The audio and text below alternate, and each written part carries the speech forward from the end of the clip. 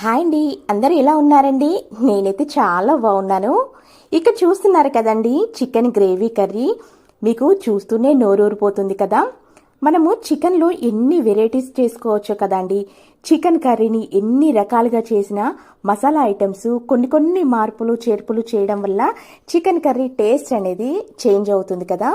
నేను ఎప్పుడు చెప్తుంటాను కదండి, ఎప్పుడు ఒకేలా చేయకుండా కర్రీ టేస్ట్ చేంజ్ అయ్యేలా చేసుకోవాలి. అప్పుడే మనకు కొత్త రుచి తెలుస్తుంది కదండి.